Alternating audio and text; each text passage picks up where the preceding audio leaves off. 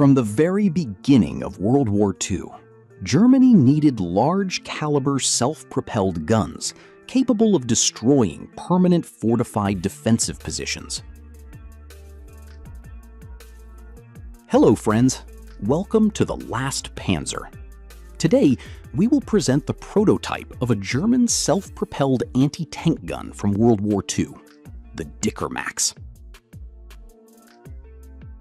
At that time, Germany could still afford to spend as much as a year and a half developing and building a prototype.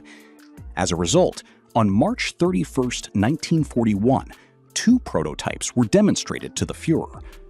Then, on May 26, 1941, during a meeting with Hitler, it was decided that this vehicle would be produced as a heavy tank destroyer, since it was assumed that the Soviet Union would field super heavy tanks that would have to be fought with self-propelled guns like this one.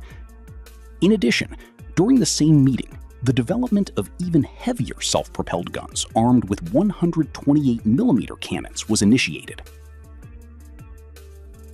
The self-propelled gun was built on the chassis of a modified Panzer Kampfwagen IV OSV-E, from which the turret was removed and replaced with an open fighting compartment. The front of the fighting compartment was protected by a 50mm armor plate inclined at 15 degrees from the vertical, while the side armor was 20mm thick. An interesting feature was the armored compartments located at the rear of the fighting compartment, which protected the crew from air attacks.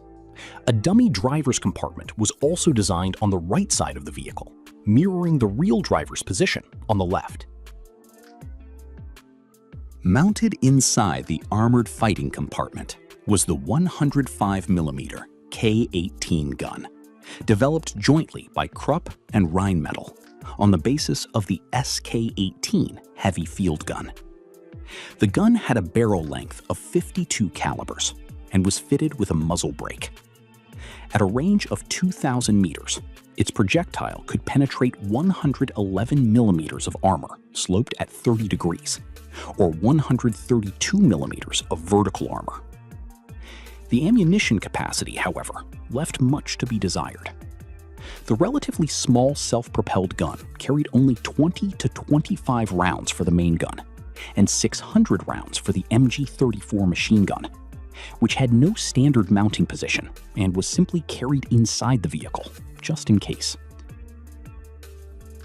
In the prototypes, the 300-horsepower 12-cylinder Maybach HL-120 engine used in the Panzer IV was replaced with a lighter 180-horsepower 6-cylinder Maybach HL-66P engine.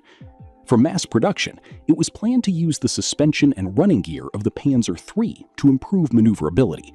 The vehicle's maximum road speed reached up to 40 kilometers per hour. Production of the vehicle was planned to begin in the spring of 1942. However, over time, the requirements for such vehicles changed, and they never entered large-scale production. No Soviet super heavy tanks were ever encountered, and the existing 50mm and 75mm guns proved to be entirely sufficient. On the other hand, the demand for self-propelled howitzers turned out to be unexpectedly high. There was little else that could effectively counter the Soviet infantry's main weapon, the legendary BSL shovel. The two completed prototype self-propelled guns were assigned to the 521st Tank Destroyer Battalion, originally intended for the assault on Gibraltar. They were later deployed on the Eastern Front with the 3rd Panzer Division.